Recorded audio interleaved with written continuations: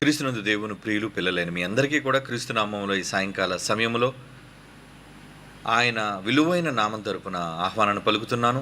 మరి మనమంతా ఈరోజు ఆలోచిస్తున్నట్లుగా బైబిల్లోని ఈ అద్భుతమైన పరిశోధన క్రీస్తు దేవునికి పుట్టిన కుమారుడా అనే అంశాన్ని గూర్చి సవివరంగా బైబిల్లోని వ్రాయబడిన ఎన్నో ఆధారాలతో మనం మాట్లాడుకుంటున్నాం. ఎందుకంటే భావితరాల వాళ్ళకి సత్యాన్ని ఆ రోజు ఎలాగైతే అపోస్తలులు సిద్ధపరిచారు, అసత్యంలో కూరుకుపోతున్న ఈ సమాజానికి సత్యాన్ని వినిపించడానికి బైబిల్ నుండి సాక్ష్యాధారాలతో ఎన్నో అవసరమైన నిధులు లాంటి మాటలను ఈరోజు మనం సమాజానికి తెలియజేస్తున్నాం. ఆత్మ కలిగిన వాళ్ళు అంగీకరిస్తారు, దురాత్మ కలిగిన వాళ్ళు దాన్ని తృణీకరిస్తారు. కనుక అంగీకరించకపోవటం అనేది వాళ్ళ కఠినమైన మనస్సును బట్టి ఉంటుంది. కానీ సత్య సంబంధులందరూ కూడా వాక్యముగా అంగీకరించే వాళ్ళందరూ కూడా సత్యాన్ని ఆలోచించి పరిశోధించి అంగీకరించక తప్పదు. కనుక ఈరోజు ఈ ప్రత్యేకమైన అంశాన్ని గూర్చి అనేక మందిలో సందేహాలు తలెత్తుతున్నప్పుడు ఆ యేసుక్రీస్తు వారిని గూర్చిన పుట్టుక, ప్రారంభం, దీని గురించి సవివరంగా బైబిల్లో వ్రాయబడింది. ఆ వ్రాయబడిన మాటల విషయమైన స్పష్టత మనకు చాలా అవసరం. కనుక ఒక మాట చదువుకొని ముందుకు వెళదాం. అపోస్తలుడైన పౌలు గారు కొలస్సీలకు రాస్తున్న పత్రిక 2వ అధ్యాయం 2వ వచనాన్ని చూడగలిగితే, ప్రియులారా, పౌలు గారు కొలస్సీలకు రాస్తున్న పత్రిక 2వ అధ్యాయం 2వ వచనం, నేను ఎంతగా పోరాడుచున్నానో మీరు తెలుసుకొని కోరుచున్నాను. వారు ప్రేమయందు అతుక్కబడి సంపూర్ణ గ్రహింపు యొక్క సకల ఐశ్వర్యము కలిగిన వారై దేవుని మర్మమయ్యున్న క్రీస్తును స్పష్టముగా తెలుసుకున్నవారై. ఏమండి, ఆయన కూడా ఆ రోజు క్రీస్తును ఒప్పింపచేయటానికి, ఆయన దేవుని కుమారుడు అని తెలియచేయటానికి, తండ్రి పంపగా వచ్చిన వారు అని ప్రకటించడానికి పోరాటమే చేశారట. ఎంతగా పోరాడుచున్నానో మీరు తెలుసుకొని కోరుచున్నాను. కనుక ప్రేమయందు దాన్ని అంగీకరించాలంటే ప్రేమయందు అతుకోబడి సంపూర్ణ గ్రహింపు అంటున్నాడు. చూడండి, గ్రహింపు అంటే వ్రాయబడిన బైబిల్లోని మాటల యొక్క గ్రహింపు ఒకవేళ లేకపోతే, అది కూడా అరకొర గ్రహింపు కాదండి, సంపూర్ణ గ్రహింపు అంటున్నాడు. చూడండి, ఏదైనా సంపూర్ణంగా అర్థమైతేనే కదా భావం తెలిసేది. కేవలం అర్థాలను విడిచిపెట్టి అక్షరాలు దగ్గర మనం ఒకవేళ నిలబడిపోతే అవి అపార్థాలకు దారితీసి అసత్యంలోనికి మనం నెట్టేసే భయంకరమైన ప్రమాదం ఉంది. కనుక సంపూర్ణ గ్రహింపు యొక్క సకలైశ్వర్యము గలవారే, అదే ఐశ్వర్యం అంటున్నాడు. చూడండి, అంటే బైబిల్ని ఉన్నది ఉన్నట్లుగా సంపూర్ణంగా గ్రహించటం, అలాగే దేవుని మర్మమైన క్రీస్తును స్పష్టముగా తెలుసుకున్నవారే. అసలు క్రీస్తు ఎవరు, ఆయనను గురించిన స్పష్టత కావాలి, క్లారిటీ. ఈరోజు చెబుతున్న వాళ్ళందరూ కూడా యేసుప్రభు దేవుడు, ఓకే, యేసుప్రభు దేవుడు చెబుతున్నారు, మంచిదే, అది నిజమే. కానీ ఆయన కేవలం దేవుడు మాత్రమేనా? అవును, దేవుడితో పాటు ఆయనకు మరికొన్ని లక్షణాలు ఉన్నాయి. ఏంటి ఆ లక్షణాలన్నవి కూడా గ్రహింపు కావాలది, సంపూర్ణమైన గ్రహింపు. మొదటి నుంచి నేను చెబుతూ వస్తున్నట్లుగా పాత నిబంధన అన్నది అసంపూర్ణమైన ఛాయారూపకమైనదైతే క్రొత్త నిబంధన సర్వసత్యములోనికి నడిపించేది. కనుక క్రైస్తవుడైన ప్రతి వ్యక్తి కూడా ఈరోజు న్యూ టెస్టమెంట్ అంటే సంపూర్ణ సత్యమైన క్రైస్తవుడు, సంపూర్ణ సత్యమైన నూతన నిబంధనను వాళ్ళు అమలులోనికి తీసుకోవాలి. అందులో వ్రాయబడిన మాటలను మాత్రమే నిర్ధారించుకోవాలి అనే విషయాన్ని తెలుసుకోవాలి. కనుక అలా తెలుసుకున్న వారే తమ హృదయములలో ఆదరణ పొందవలనని వారందరి కొరకు పోరాడుచున్నానంటున్నాడు. చూడండి, ఈరోజు మనం కూడా పోరాడుతున్నాం కదా. యేసుప్రభు ఎవరు, తండ్రికి ఏమవుతారనే విషయాన్ని చెప్పినందుకే కదా ఈరోజు మనల్ని శత్రువులుగా చూస్తున్నారు. చూసుకొనివ్వండి, పర్వాలేదు. కానీ కుండ బద్దలు కొట్టినట్లుగా బైబిల్లో వ్రాయబడిన విషయాలను మనం చాలా స్పష్టంగా ఈ సమాజానికి తెలియజేయవలసిన అవసరత మనకుంది. ఎందుకంటే చాలామంది క్రీస్తు విరోధులైన వాళ్ళు నమ్ముకున్న సిద్ధాంతాలు, బోధలు ఈరోజు అవి వణుకుతున్నాయి. అంటే వాళ్ళ పునాదులు వణుకుతున్నాయి. బైబిల్లో మనం చూపించే విషయాలు, దానికి జరిగిన కుట్రలు, సాక్ష్యాధారాలు చారిత్రాత్మకంగా మనం చూపిస్తున్నప్పుడు ఎక్కడ వాళ్ళ దగ్గరున్న జనాంగాలు గలిబిలి, వాళ్ళు ఎక్కడ సత్యాన్ని తెలుసుకొని తాము ప్రకటించినది అసత్యమని తమను విడిచిపోతారేమోనన్న భయం, వాళ్ళు నరకానికి పోతారన్న భయం వాళ్ళకి లేదండి. తాము కాచుకుంటున్న ప్రజలు, తాము కట్టుకున్న సంఘాలు, తమ అబద్ధాలను నమ్ముతున్న ప్రజలు ఎక్కడ తమల్ని వీడిపోతారేమోనన్న భయం ఎక్కువ మందిలో కనబడుతుంది. కనుక వారు ఏదో ఒక విధంగా మనం చెప్పే సత్యాలను అభ్యంతరపరచాలని వాళ్ళు ప్రయత్నిస్తున్నారు, చేసుకునే వాళ్ళు ప్రయత్నాలు. కానీ మనం సత్యం ప్రకటించక మానము. ఎందుకంటే దేవుడు రాయించాడు అంటే ఈ సంగతులు ఈ తరంలో కూడా మన ద్వారా ఈ సమాజానికి ప్రకటించాలి అని నిర్ణయం తీసుకున్నాడు. ఎందుకంటే దేవుడు అనుమతి లేకుండా ఏది జరగదండి, ఏది జరగదు. ఈరోజు ఏ రచ్చ జరిగినా, ఈరోజు ఏది జరిగినా, ఏ వివాదాస్పదమైనది కలిగినా అది దేవుని అనుమతితోనే జరుగుతుందని మర్చిపోకండి. కనుక మొదటి శతాబ్దంలో యేసుప్రభు వారికి ఉన్న గుర్తు ఏంటో తెలుసండి? వివాదాస్పదమైన వ్యక్తినా. ఆయనకు పడిన గుర్తు వివాదాస్పదమైన వాళ్ళు. అంటే ఆయన ఉంటే గొడవలు, ఆయన ఉంటే సమస్యలు, ఆయన ఉంటే అల్లరి. వివాదాస్పదమైన వ్యక్తిగా గుర్తుగానే నియమించబడ్డాడు అని లోకాసువార్తలో రాయబడుతుంది. కనుక మనం ఆలోచించవలసిన విషయం ఏంటంటే యేసుక్రీస్తు వారు ఎలాగైతే వివాదాస్పదమైన వ్యక్తిగా ఉన్నారో ఆ సత్యాన్ని మనం చెబుతున్నాడు కూడా, మనల్ని కూడా వివాదాస్పదులుగానే వాళ్ళు మారుస్తారు. మార్చుకునివ్వండి. మనం సత్యం పక్షాన నిలబడిన వాళ్ళం కాబట్టి ఈ సత్యం కోసం పోరాటం చేసి ఈ సత్యాన్ని దృఢంగా బలంగా ప్రజల మధ్య మనం నెలకొల్పవలసిన బాధ్యత, స్థిరపరచవలసిన బాధ్యత మనందరి మీద ఉంది. కనుక ఆ యేసు ప్రభువును గూర్చిన స్పష్టత మనం తెలుసుకోవాలి. ఓకే, ఇప్పుడు మనం ఆలోచిస్తున్నట్లుగా మనందరిలో ప్రశ్నలు మెదులుతున్నట్లుగా యేసుక్రీస్తు వారు నిజంగా పుట్టారా అంటే ఈరోజు చాలామంది పుట్టుక అనగానే ఆ పుట్టుక అన్న దాని గురించిన వివరణ అర్థం కాకుండా పోతుంది. పుట్టటం అంటే ఏంటి? అదేదో పెద్ద పాపంగా, ఏమండి, అదేదో పెద్ద నేరంగా, పుట్టుక అనేది ఏదో పెద్ద నీచమైనదిగా, ఏమండి వాళ్ళు ఎంచుకుంటున్నారు. మరి దానికి ఎక్కడ బైబిల్లో ఆధారం ఉందో నాకు తెలియదు. కానీ ఏమంటే నిజంగా పుట్టుకే ప్రమాదకరమైనది అయితే దేవుడు గర్భఫలము యెహోవా ఇచ్చు బహుమానం అన్నాడు. అంటే నిజంగా మన గర్భాలు పండడం, దేవుడు తన కుమారులను వారసులుగా మన గర్భాలలో ఇవ్వటం కూడా మనం పుట్టుక ద్వారానే వాళ్ళని కంటున్నాం. అది ఆయన బహుమానం అన్నాడు.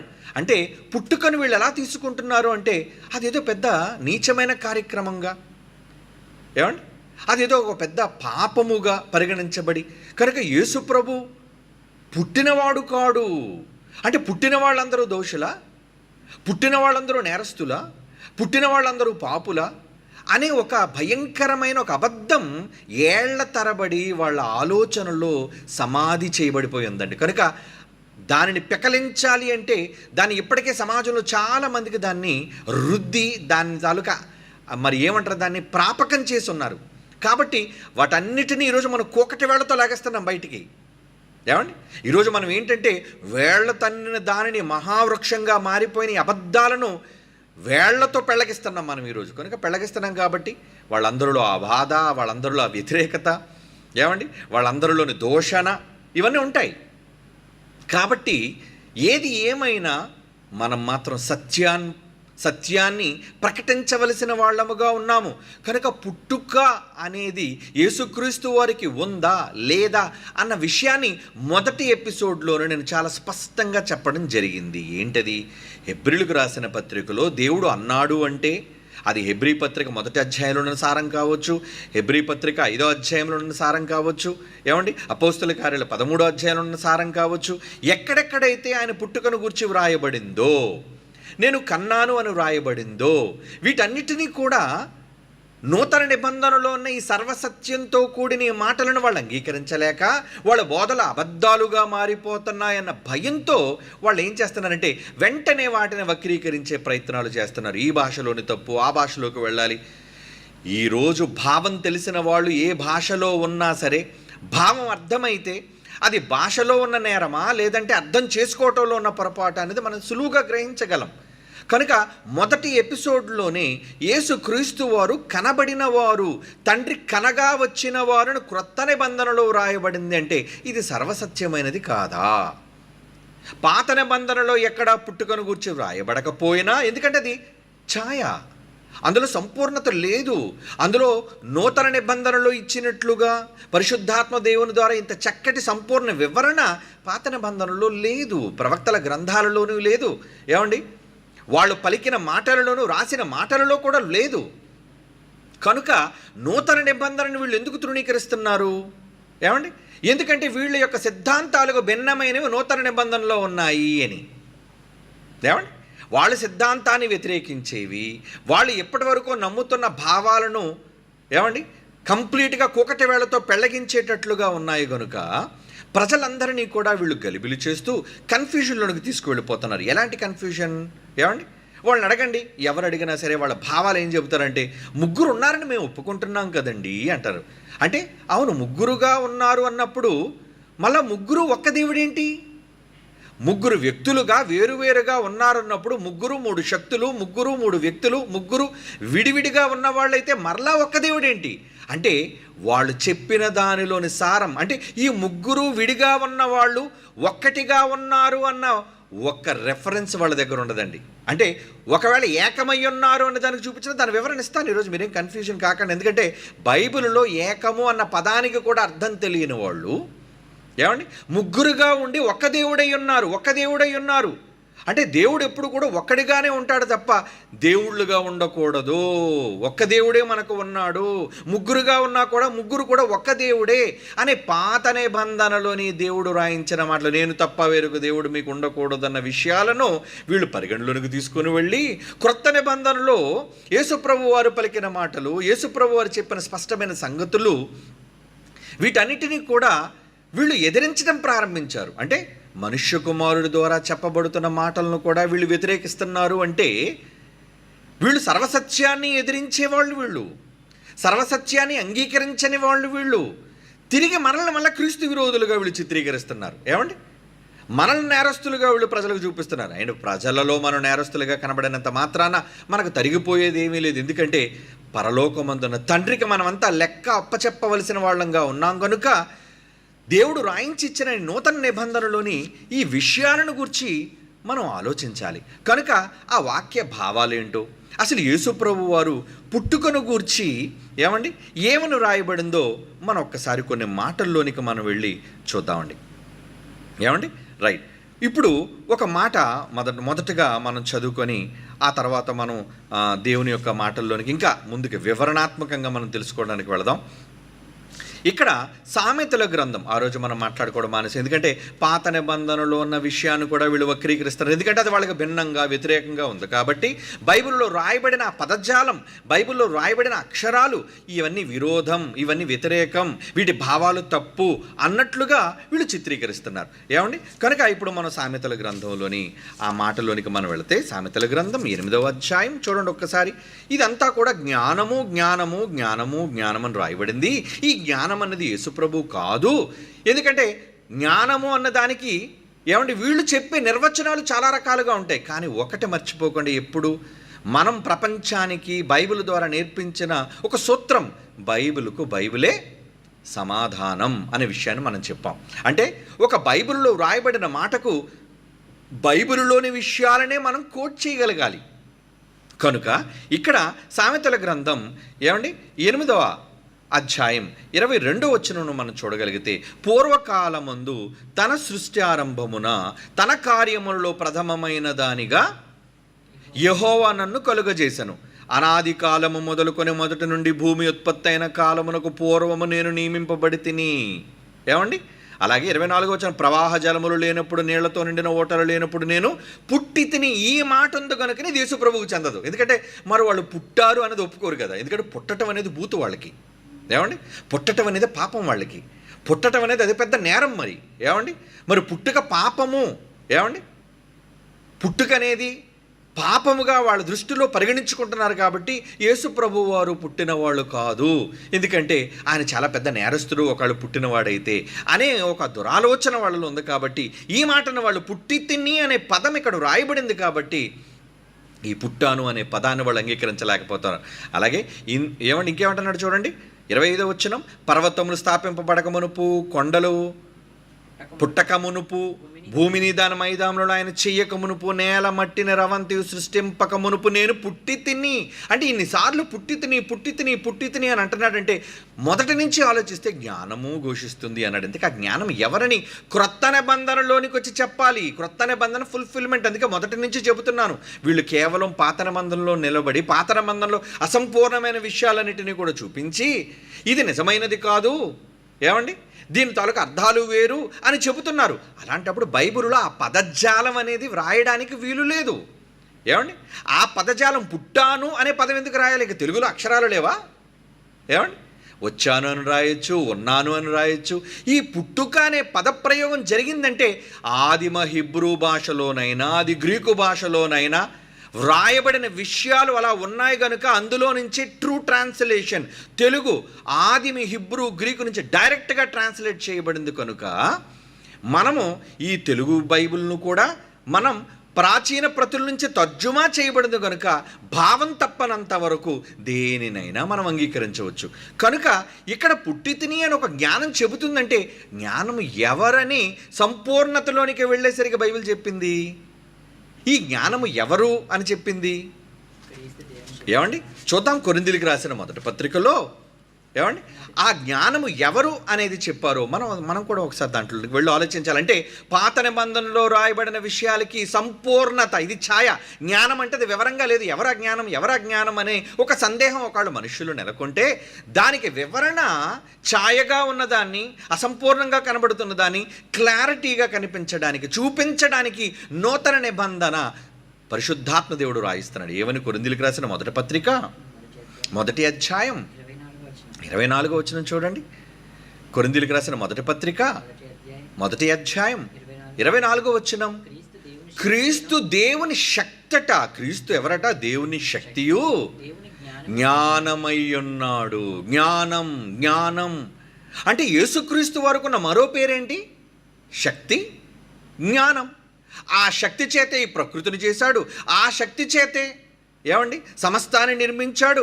ఆ జ్ఞానము చేతే వీటన్నిటినీ కూడా కలుగజేశాడు ఆయన. అంటే అక్కడ జ్ఞానమని వ్రాయబడిన దానికి క్రొత్త నిబంధనలో ఆ జ్ఞానం ఎవరో కాదు, క్రీస్తు దేవుని జ్ఞానము అని స్పష్టంగా దేవుడు మనకు రాయించాడు. అయినా ఉన్న మాటలను కూడా అంగీకరించుకున్నారంటే అసలు అలాంటి వాళ్ళని పట్టించుకోకండి. ఎందుకంటే వ్రాయబడిన మాటలనే వక్రీకరించి అక్కడ మాటలని వక్రీకరించేసి ఇక్కడ మాటలని వక్రీకరించేసి ఎంతసేపు వాళ్ళ సొంత సిద్ధాంతాలను స్థిరపరచుకోవడానికి మాత్రమే వాళ్ళు ప్రయాసపడుతున్నారేమో కానీ రాయబడిన బైబిలులోని భావాలను, రాయబడిన అక్షరాలలోని సారాన్ని, జ్ఞానాన్ని వాళ్ళు తెలుసుకోలేకపోతున్నారు. ఏమండి తెలుసుకోకపోతే వదిలేయండి, వాళ్ళ కర్మ అది. కానీ మీరు మాత్రం తెలుసుకోండి, బైబిలులో మనకి ఆధారపూర్వకమైనవి, వ్రాయబడినవి, సర్వసత్యముతో కూడినవి దేవుడు రాయించాడు కనుక ఇక్కడ ఏమంటున్నాడు? క్రీస్తు దేవుని జ్ఞానము దేవుని శక్తియునై ఉన్నాడు. అంటే ఈ జ్ఞానము పుట్టింది అనడానికి ఆది సంభూతుడు. నేను నిన్ను కన్నాను అని దేవుడు అన్నాడు అంటే ఎలా కన్నాడు ఆయన్ని? ఇప్పుడు వీళ్ళు డౌట్ అంతా అదే, దేవుడు ఎలా కనేశాడు, దేవుడు ఎలా కనుంటాడు అంటే కనటం అనేసరికి మనుష్యుల ఊహలలో, మనుష్యుల భావనలతో వీళ్ళు ఆలోచిస్తున్నారు. ఎలా? ఇద్దరు సంభోగం పుట్టాలి అంటే ఒకడు అంటాడు తల్లి ఉండాలా, దేవుడికి భార్య ఉండాలా, అంటే దేవుడు కనాలి అంటే భార్య కావాలా? జ్ఞానం అర్థం లేని వాళ్ళు, జ్ఞానం అర్థం కాని వాళ్ళు ఆ విధంగానే మాట్లాడతారు. అంటే బైబిలులోని భావాలు అర్థం కాక వేసే వెకిలి ప్రశ్నలు అంటారు వాటిని. అంటే వెర్రి ప్రశ్నలు. ఎలాంటి వెర్రి ప్రశ్నలు? దేవుడికి భార్య లేకుండా ఎలా పుట్టేశాడు ఆయన?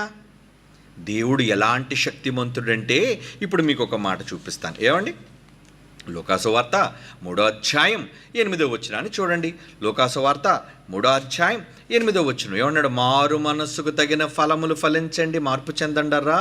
అబ్రహాము మాకు తండ్రి అని మీరు అనుకుని మొదలు పెట్టుకొనవద్దు. దేవుడు ఈ రాళ్ల వలన అబ్రహామునకు పిల్లలు పుట్టింపగలడు. అంటే దేవునికి ఉన్న శక్తి చెబుతున్నాడు చూడండి. అంటే దేవుడు తలుచుకుంటే పిల్లలను ఎవరికి పుట్టించగలడట?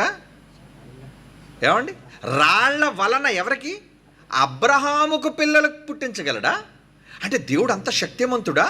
అవును. రాళ్లలో నుండి కూడా దేవునికి పిల్లలు చేయగలిగిన సమర్థుడు దేవుడు. మేం పిల్లలం వీళ్ళు గొప్పలు చెప్పుకున్నారు. ఎందుకంటే మాది అబ్రహాము వంశము, ఇశ్రాయేలు గోత్రములు. ఇశ్రాయేలు పొగరపడేది అదే కదండి. యూదులు ఆ రోజు వాళ్ళకున్న గర్వము, అహంకారం ఏంటంటే మేము అబ్రహాం పిల్లలం, మేం చాలా గొప్పవాళ్ళం, మిగతా ప్రజలందరూ కూడా అంటరాని వాళ్ళు, ఏమండి మేమేదో పెద్ద గొప్పవాళ్ళం అనుకునే ఒక దుర్మార్గపు ఆలోచన వాళ్ళలో ఉంది కనుక దాన్ని చెరిపేయడానికి యేసుప్రభు వారు ఏమన్నారండి, దేవుడి రాళ్ల వలన అబ్రహామునకు పిల్లలను పుట్టింపగలడు. రాళ్ల వలన కూడా పుట్టిస్తాడా? అవును, పుట్టించగలడు ఆయన. కనుక దేవుడు అనుకుంటే కనగలడు, దేవుడు అనుకుంటే పుట్టించగలడు. ఏమండి మరి ఇప్పుడు యేసుక్రీస్తు వారు ఆది సంభూతుడు, ప్రతిదానికి ఆరంభకుడు, ప్రారంభకుడు. అంటే ఆయనే మొదట, ఆయనే మూలం. తాను ఏది చేయాలో అనుకున్నా, ఏమండి మొట్టమొదటి దేవుడు ఎవరికి జన్మనిచ్చాడో తెలుసా? యేసుక్రీస్తు వారికి జన్మనిచ్చాడు అనడానికి ఏమండి మనకి భావాన్ని చెప్పింది యోహాను సువార్త 1వ అధ్యాయం 1వ వచనంలో. ప్రారంభంలో మనం ఆలోచించగలిగితే ఆదియందు వాక్యముంది, ఆ వాక్యము ఎవరండి? ఆ వాక్యం ఎవరు? యేసు ప్రభు వారు. ఆ వాక్యము ఏమంటే ఒకే దేవుడుగా కాకుండా మరొక దేవుని దగ్గర ఉంది అంటే ఇద్దరు చూపిస్తుంది. ఏమండి వీళ్ళందరూ ఇప్పుడు ఏమంటారంటే మేము ముగ్గురు దేవుళ్ళు లేరన్నామా, మేము ఒప్పుకుంటున్నాం కదా.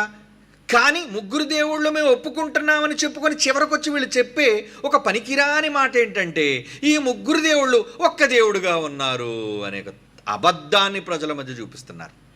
ఏమండి ముగ్గురు దేవుళ్ళుగా ఉన్నప్పుడు, ముగ్గురు వ్యక్తులుగా ఉన్నప్పుడు ముగ్గురుగా కనబడాలి. కానీ మళ్ళీ ముగ్గురు ఒకటవడం ఏంటి?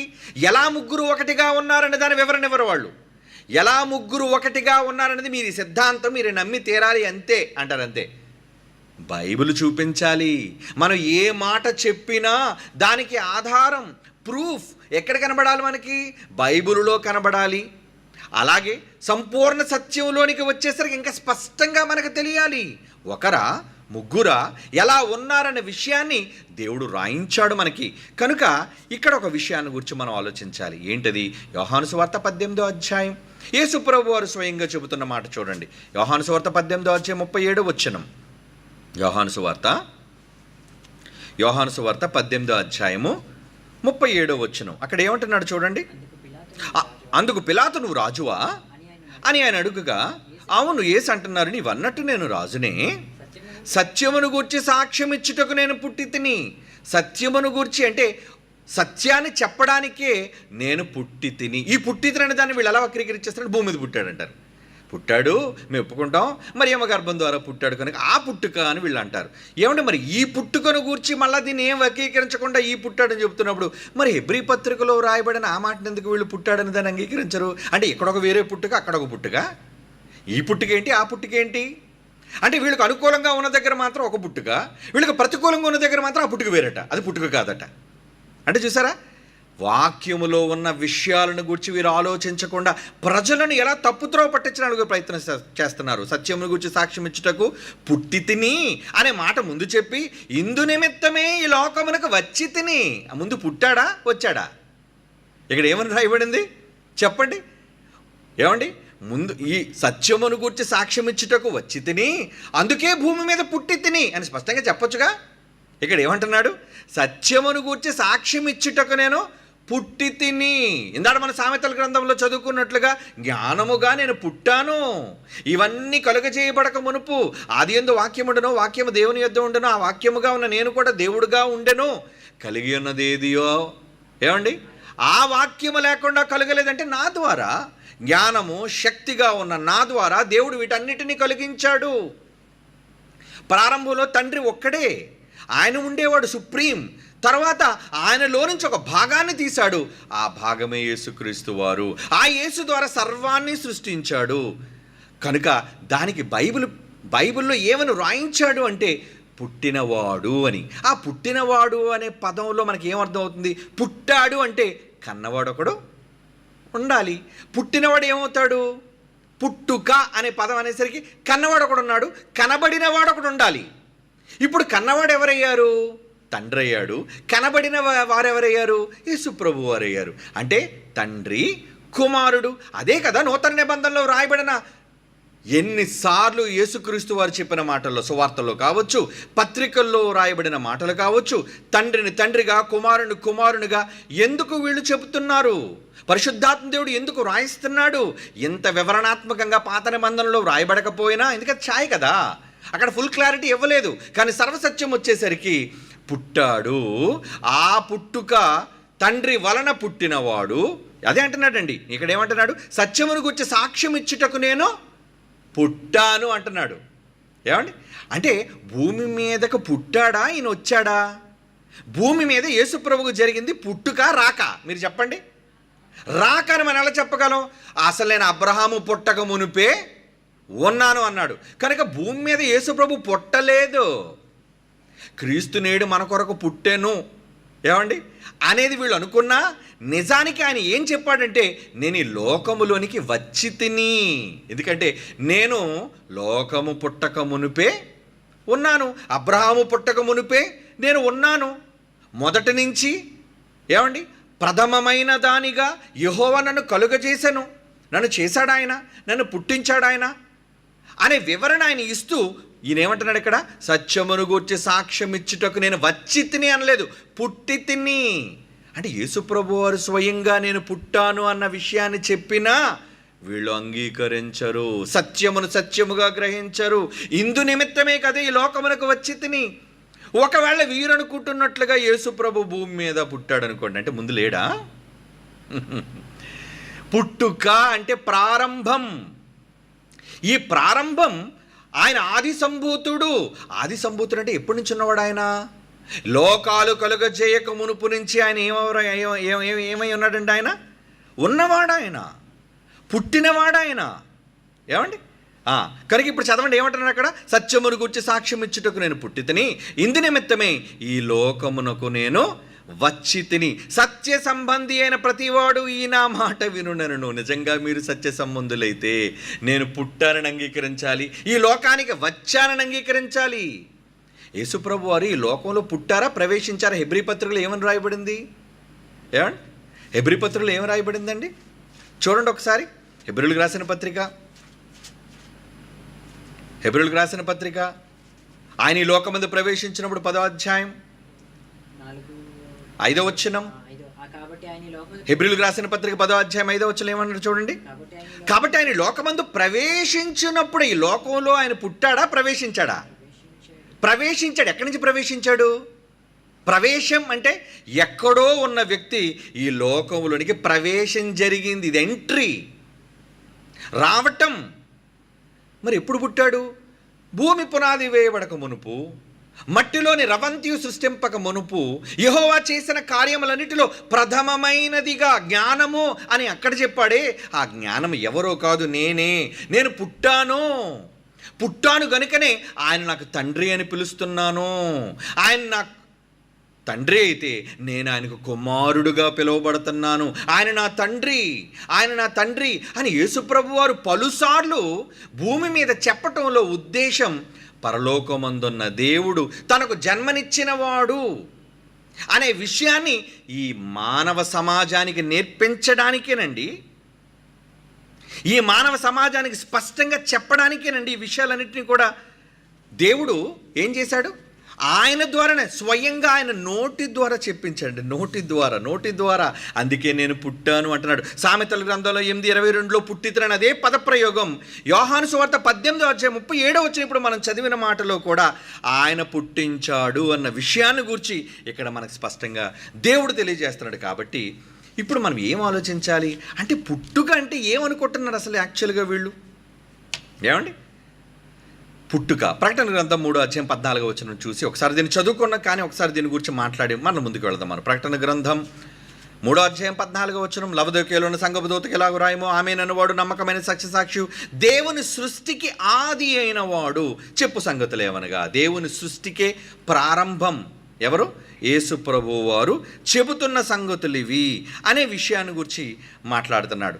అంటే బైబిలులో ఏమండి, సర్వసత్యము వచ్చేసరికి అప్పటి వరకు యెహోవాగా పరిచయం చేసి ఉన్నవాడుగా పరిచయం చేసుకున్న దేవుడు క్రొత్త నిబంధనలో తను తండ్రిగా తన కుమారుని ద్వారా పరిచయం చేసుకున్నాడు.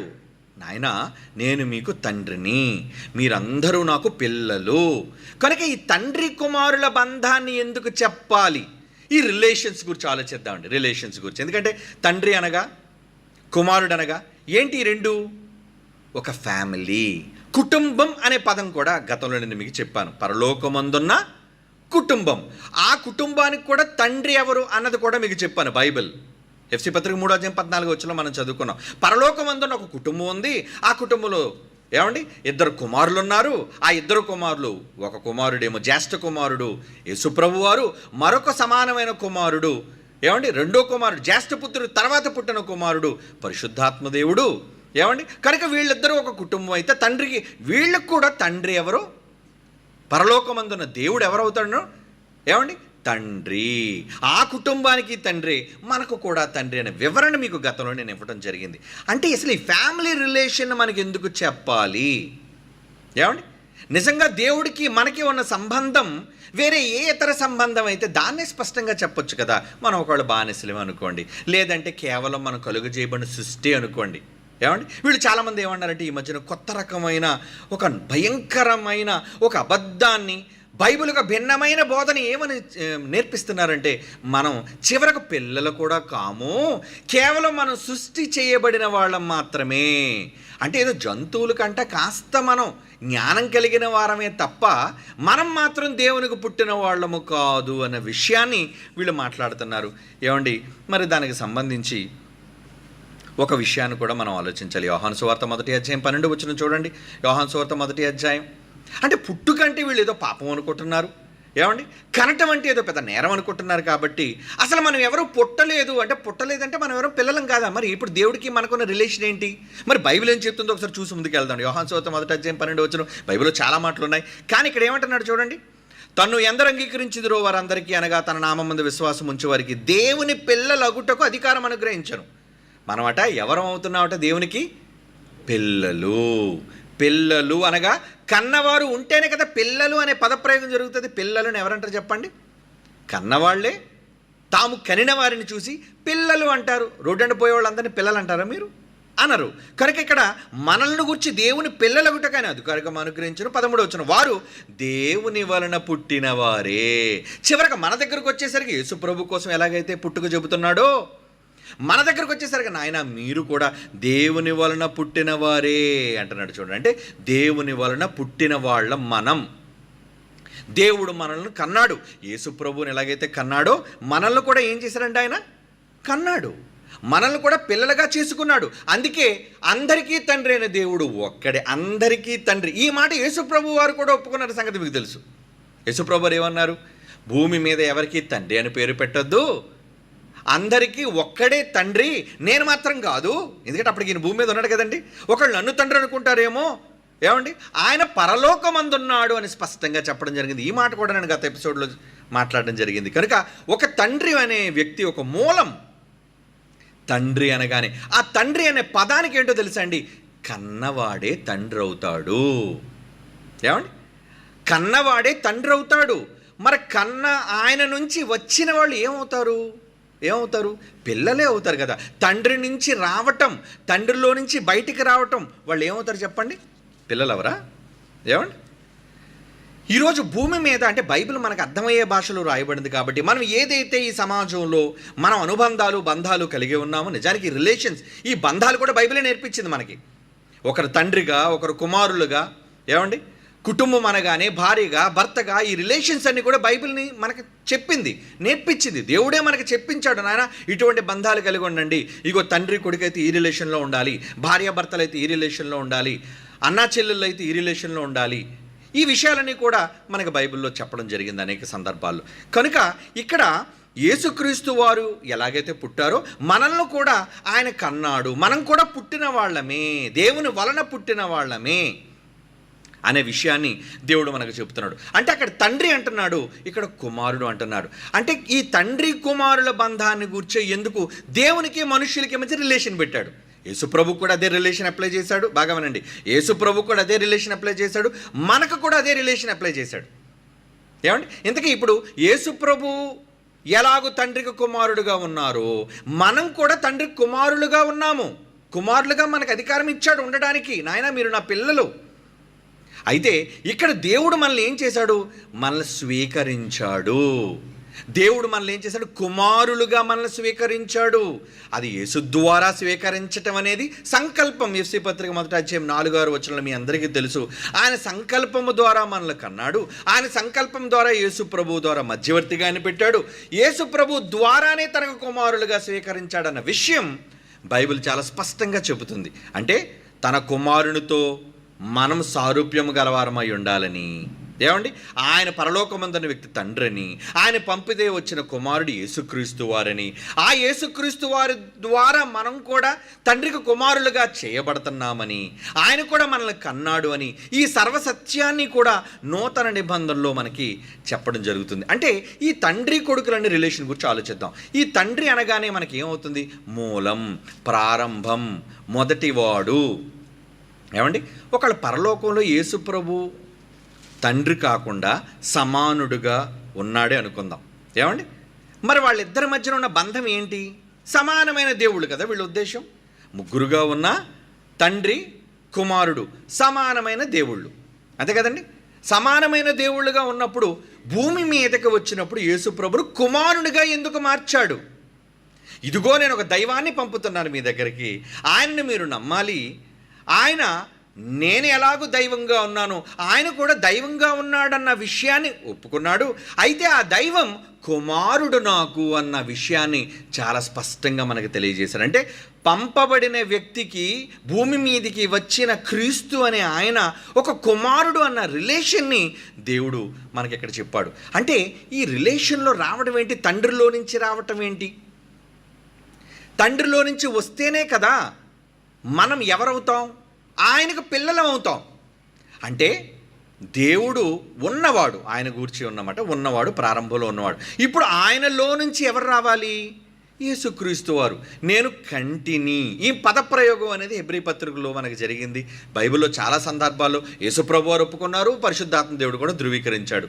తండ్రి ఇదిగో నీవు నా కుమారుడవు, నేడు నిన్ను కన్నాను అని ఈ వివరణ అంతా కూడా మీకు మొదటి ఎపిసోడ్లోనే నేను ఇవ్వడం జరిగింది. కనుక కన్నాను అని దేవుడు ఈ పదప్రయోగం చేసి ఆయన భూమి మీదుగా పంపటంలో ఉద్దేశం, ఈయన నా కుమారుడు. చివరికి బాప్తిసం ఇచ్చేటప్పుడు కూడా ఈయన నా ప్రియ కుమారుడు. అంటే పరలోకం నుంచి ఒక స్వరం భూమి మీద ఉన్న యేసుప్రభు వారిని ఏమని చెబుతుంది? హీఈస్ మై సన్, నా కొడుకు. ఏమండి, రైట్. ఇప్పుడు తండ్రి కొడుకుని కంటాడా, కొడుకు తండ్రిని కంటాడా? అంటే తండ్రి కొడుకుల రిలేషన్ గురించి ఆలోచిస్తే ఒక తండ్రి కొడుకుని కనగలడా, ఒక కొడుకు తండ్రిని కనగలడా? భూమి మీద ఉన్న ఈరోజు మనకున్న విధానాలను బట్టి, ఈరోజు మన కళ్ళ ముందు జరుగుతున్న పరిస్థితులను బట్టి, ఏమండి, ఒక లైన్, సీరియల్ లైన్, ఒక సీరియల్ లైన్ చెప్తాను. తండ్రి, ఆయన గర్భాన్ని పుట్టిన కుమారుడు. ఏమండి, ఆయన గర్భాన్ని పుడితే మరొక వ్యక్తి ఏమవుతాడండి? మనవడు, అంతే కదా, 3వ తరం. ఆ తర్వాత 4వ వ్యక్తి ఏమవుతాడు? ముని మనవడు. తండ్రి, ఆయనలో నుంచి వచ్చినవాడు కుమారుడు, ఆ కుమారుడిలో నుంచి బయటకు వచ్చినవాడు మనుమడు, ఆ మనుమడిలో నుంచి బయటకు వచ్చినవాడు ముని మనమడు, అంతే కదండి. అంటే 1 2 3 4. ఇప్పుడు లైన్లో పెట్టాలంటే 1 దేనికి ఇవ్వాలి చెప్పండి? 1 అనేది తండ్రి కొడుకు మనవడు ముని మనవడు అని రాశానండి. ఇందులో ఒకటి అక్షరం వెయ్యాలంటే ఎవరి దగ్గర వేయాలి మీరు అక్షరం? తండ్రి అనే దగ్గరే మీరు 1 అనే సంఖ్య వేయాలి తప్ప మునిమనుడి దగ్గర వేసినా తప్పే, మనుమడి దగ్గర వేసినా తప్పే, ఏమండి, కుమారుడి దగ్గర వేసినా తప్పే అది. ఎందుకంటే తండ్రి అనే ఈ పదానికి అర్థం ఈయన నంబర్ 1, ప్రారంభకుడు. మరి ఎందుకు ఇప్పుడు యేసు ప్రభు వారికి పరిశుద్ధాత్మ దేవుడు కొడుకా? నో, అలాగని చెప్పలేదు. నేను మాత్రమే తండ్రిని. మిగిలిన వాళ్ళందరూ ఏమని చెప్పాడు? మిగిలిన వాళ్ళందరూ ఏం చెప్పాడు? కుమారులు, అంతే కదా. యేసు ప్రభు కుమారుడే, పరిశుద్ధాత్మ దేవుడు కుమారుడే. ఆయన తర్వాత మిగిలిన వాళ్ళందరూ కూడా ఏమని బంధాన్ని చెప్పాడు అక్కడ? కుమారులు కుమారులు కుమారులు కుమారులు అని చెప్పాడు. ఓకే, ఇప్పుడు మీరు ఒక ఇంట్రెస్టింగ్ పాయింట్ మీరు ఆలోచించాలి. వీళ్ళు ఎంతసేపు యేసు ప్రభువు వారు తండ్రితో సమానుడు, సమానమైన దైవంగా ఉన్నాడని యేసు ప్రభువుకు సంబంధించిన మాటలు చూపిస్తారు. ఏమని చూపిస్తారు? సమానముగా ఉండుట విడిచిపెట్టకూడని భాగ్యమని ఎంచుకోలేదు కాబట్టి యేసు ప్రభు దేవునితో సమానంగా ఉన్నాడు. అవును, సమానంగా దేవుడు తన కుమారుని తనతో పాటు కూర్చోబెట్టుకున్నాడు, సమానంగా ఉండడానికి అధికారం ఇచ్చాడు అన్నది నిజం. ఏమండి? కానీ ఆయన తండ్రే. ఏమండి? ఆయన తండ్రే. ఆయన నుంచి వచ్చిన వారు యేసు ప్రభు వారు. ఏమండి? ఒక మాట చదివి మీకు ఒక చక్కని వివరణ ఇస్తాను.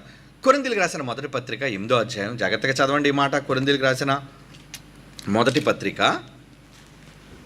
పౌలు గారు రాస్తున్నారు, నూతన నిబంధనలో సర్వసత్యంలో ఈ మాట మీరు వినాలి. కొరింథీయులకు రాసిన మొదటి పత్రిక 8వ అధ్యాయం 5వ వచనం నుంచి చదువుతున్నాను చూడండి. కొరింథీయులకు రాసిన మొదటి పత్రిక 8వ అధ్యాయం 5వ వచనం, ఆకాశమందైనను భూమి మీదైనను దేవతలను బడిన వారు ఉన్నను మనకు ఒక్కడే దేవుడున్నాడు. మరలా చెప్తున్నాను చూడండి, పాత నిబంధనలో ఏదైతే దైవత్వం గురించి చెబుతున్నాడో క్రొత్త నిబంధన కూడా దాన్ని అంగీకరించింది. దేవుని ఒక్క దేవుడే, ఒక్కడే మనకి దేవుడున్నాడు. ఈ మాట కదా పాత నిబంధనలో కూడా ఉంది. దేవుడు ఒక్కడేనా? అవును. నేను తప్ప వేరొక దేవుడు మీకు లేడు. కనుక ఇక్కడ కూడా ఏమన్నాడు? ఒక్కడే దేవుడున్నాడు. ఆయన తండ్రి అంటున్నాడు. చూడండి ఎంత క్లారిటీ, అంటే పరిశుద్ధాత్మ దేవుడు నూతన నిబంధనలో సర్వసత్యములో దేవుడు అనగానే ఆయనకున్న మరొక అర్థం ఏంటంటే తండ్రి అంటున్నాడు. చూడండి, లేదా ఈ పదప్రయోగం ఎందుకు, దీని వివరణ ఎందుకు ఇవ్వాలి? అందరికీ ఒక్క దేవుడే అన్నప్పుడు, దేవుడు ఒక్కటిగా యూనిటీగా ఉన్నప్పుడు, ఒక్కడే ఉన్నప్పుడు, ఎందుకంటే వీళ్ళు చేసే ఏంటంటే ముగ్గురుగా ఉన్నారు, ముగ్గురు ఒక్క దేవుడే ఉన్నారంటాడు. ఏమండి? కనుక ఇక్కడ ఏమంటున్నాడు చూడండి, ఆయన మనకు ఒక్కడే దేవుడున్నాడు, ఆయన తండ్రి, ఆయన నుండి అన్నాడు. చూడండి, ఆయన నుండి, దేవుని నుండే, తండ్రి నుండే. దేవుడు అంటే మళ్ళీ చాలామంది దేవుళ్ళు ఉన్నారు కాబట్టి మళ్ళీ కన్ఫ్యూజన్, కాబట్టి ఎవరు? తండ్రి అయిన దేవుడు, ఆయన తండ్రి అని వెంటనే చెప్తున్నాడు. చూడండి, ఆయన నుండి సమస్తమును కలిగను, ఆయన నిమిత్తము మనమున్నాము. సమస్తము ఏది కలిగినా దేనివల్ల కలిగిందండి? ఆ తండ్రే మూలం. అంటే యేసుప్రభు వారు చేసిన సమస్తం, యేసుప్రభు వారు నిర్మించిన, యేసుప్రభు వారి ద్వారా సమస్తం నిర్మించడానికి శక్తి, అధికారం ఎవరివ్వగా వచ్చింది ఆయనకి? నా అధికారం కాదు, తండ్రి నా ద్వారా చేశాడు ఇవన్నీ అని యేసుప్రభు వారు ఒప్పుకున్నారు ఆయన. కనుక ఇక్కడ ఏమంటున్నాడు చూడండి, ఆయన నిమిత్తం మనమున్నాము, మరియు మనకు ప్రభు ఒకడున్నాడు. ప్రభు అంటే రాజు, ప్రభు అంటే రాజే కదండి, లార్డ్. ఏమండి? మనకి ప్రభు ఒకడున్నాడు, ఆయన యేసుక్రీస్తు. ఏమండి? ఒక దేవుని గురించి చెప్పాడు. ఆ దేవుడు ఎవరనుకోవాలి మీరు? తండ్రిని అనుకోవాలి. మరియు మనకు ప్రభు ఉన్నాడు, ఆ ప్రభు ఆయన యేసుక్రీస్తు, ఆయన ద్వారా సమస్తము కలిగింది. ఇది కూడా క్లారిటీ ఇచ్చాడు. అంటే యేసు ప్రభు వారు సమస్తమును చేయగలిగారంటే యేసు ప్రభు వారిని అధికారం ఇచ్చి చేయించింది ఎవరు? తండ్రి, మూలకర్త. అందుకే తండ్రి అనే పదప్రయోగం చేస్తాను చూడండి. తండ్రి అనగానే ఏ స్థానంలో పెట్టాలి ఆయన్ని? చెప్పండి, తండ్రి అనగానే ఏ స్థానంలో పెట్టాలి? నెంబర్ 1. కొడుకు అనగానే సెకండ్లోనే ఉంటాడు ఎప్పుడు కొడుకు. ఏమండి? తండ్రి అనగానే మొదటి స్థానం, కొడుకు అనగానే రెండవ స్థానం. ప్రపంచంలో ఎవడైనా కొడుకు నెంబర్ 1 అని తండ్రి అని 2 వేసాడు అనుకోండి, వాడిని ఏమనాలి? ఏమండి? పిచ్చోడాడు. అంటే కనీస జ్ఞానం లేనివాడు కూడా, ఏమండి, సంబంధాలు తెలియని వాడు కూడా.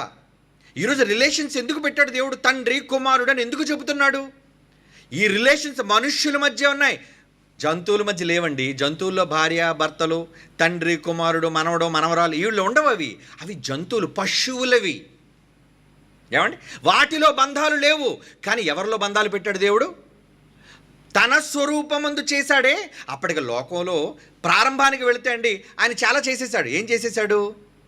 ప్రకృతి అంతా చేసేసాడు. జంతువులు చేసేసాడు, చతుష్పాద జంతువులు చేసేసాడు, పక్షులు చేశాడు, ఏమంటే చేపలు చేశాడు. వీటన్నిటినీ కలుగజేసిన వాటిలో దేనికి దైవత్వాన్ని ఆపాదించలేదు. వాటి దగ్గర మన పోలిక చేద్దామన్నాడా? చెప్పండి. ఆయన పోలిక ఇచ్చింది జంతువులకా? ఏమండి? మనుష్యులకా? మనుష్యులకు మాత్రమే ఆయన పోలిక ఇచ్చాడు. అంటే సర్వానికి మూలం తండ్రిగా ఆయన ఉండి, ఇక్కడ ఈ వివరణ చూడండి ఎంత చక్కగా వివరణగా అరటిపండు ఒలిచినట్లుగా చెబుతున్నాడు. మనకు ఒక్కడే దేవుడున్నాడు, ఆ ఒక్క దేవుడిని తండ్రి. అంటే నేను తప్ప వేరొక దేవుడు లేడని పాత నిబంధనలు అన్న మాటకు అర్థమేంటో తెలుసా? నేను తప్ప వేరొక తండ్రి లేడు. అది పాత నిబంధనలు అన్నమాట. నాయన తండ్రి అని ఎవరిని పిలవకండి, తండ్రిని అని ఎవరిని అనకండి. ఏమండి? ఒకవేళ పాత నిబంధనలో ఒకవేళ మీరెవరు దేవుడు ఒక్కడే అనుకుంటే 82 కీర్తనలో మొదటి వచనంలోని 6వ వచనంలో దైవాల గురించి ఎందుకు మాట్లాడుతున్నాడు?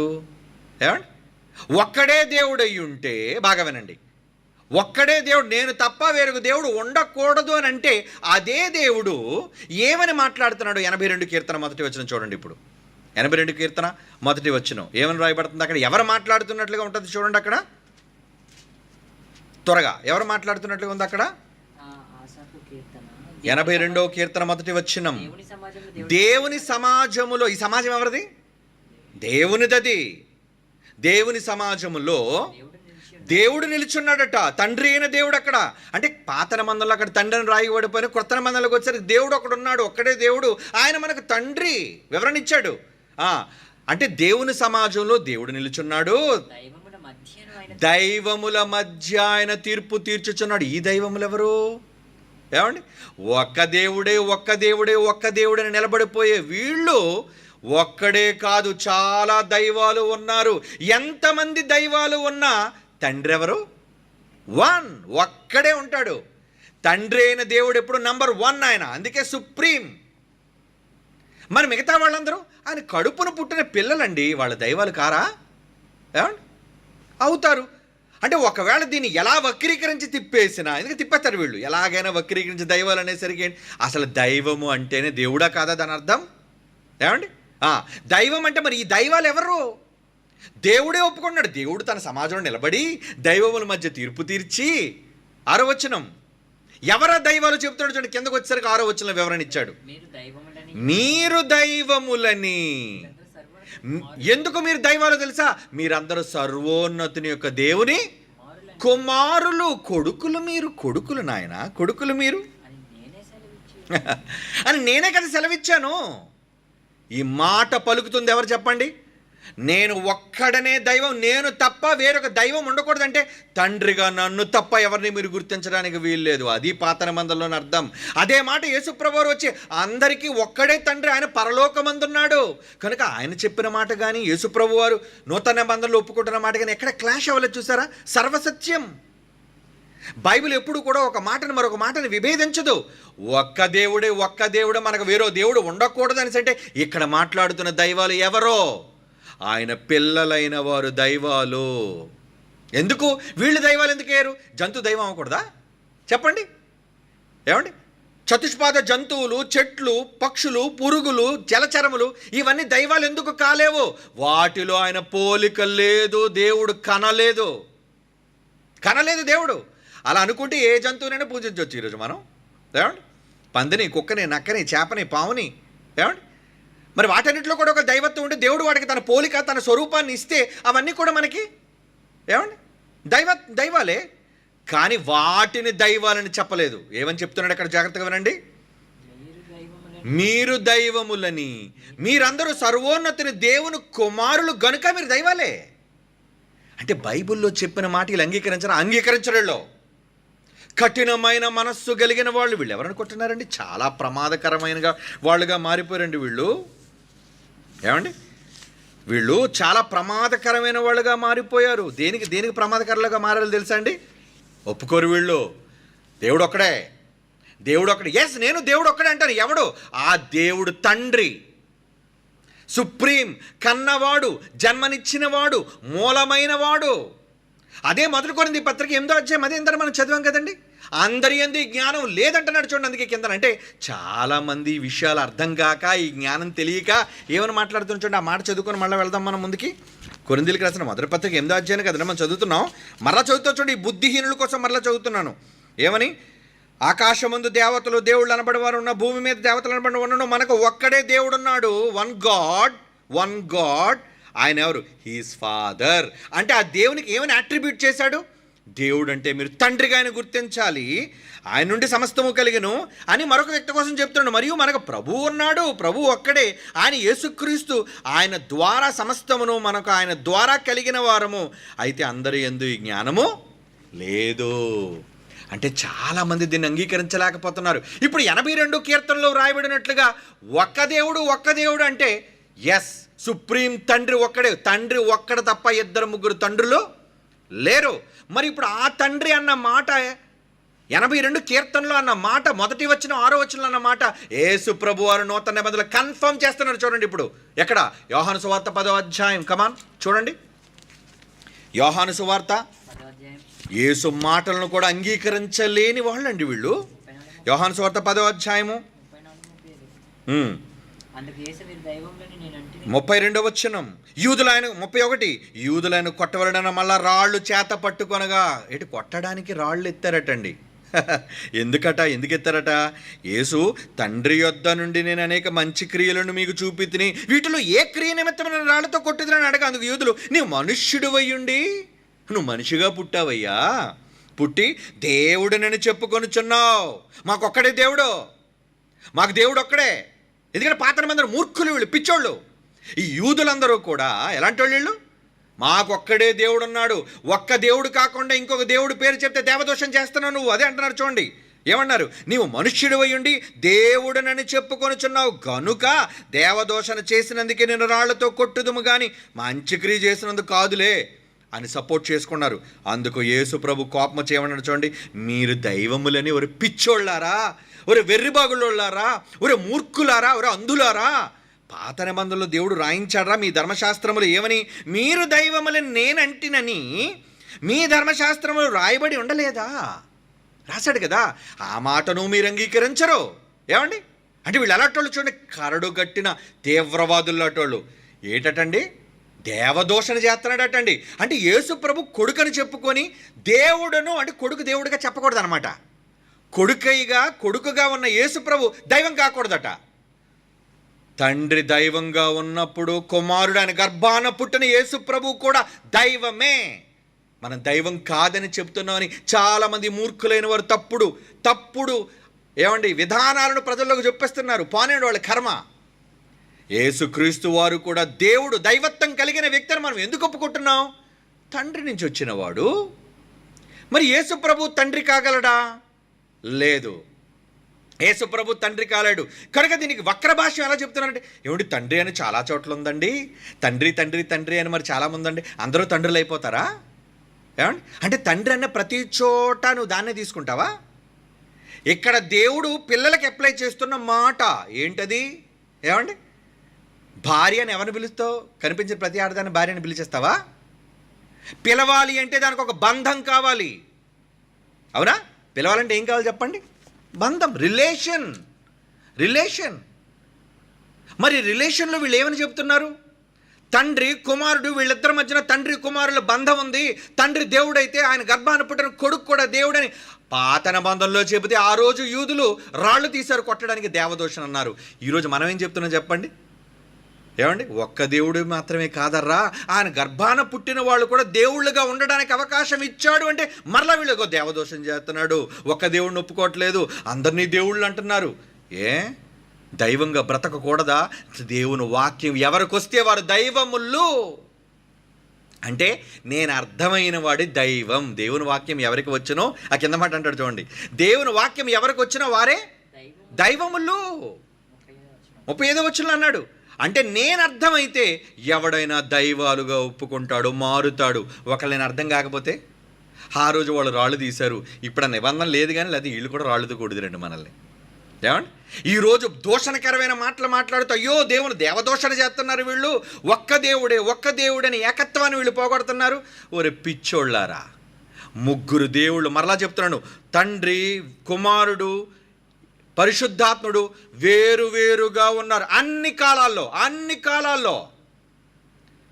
వీళ్ళు ఏం చేస్తారంటే తండ్రి కుమారుడు ముగ్గురు ఒప్పుకుంటాము కానీ ఒక్క దేవుడుగా ఉన్నారు. ఈ తప్పుడు మాట తీసేయాలి. ఏమనంటే దేవుడు ఒక్కడేని బైబిల్ చెప్పింది. ఆ ఒక్కడేంటో తెలుసా? తండ్రి. అది యేసు చెప్పాడు, పరిశుద్ధాత్మ దేవుడు పౌలు ద్వారా రాయించాడు, తండ్రి.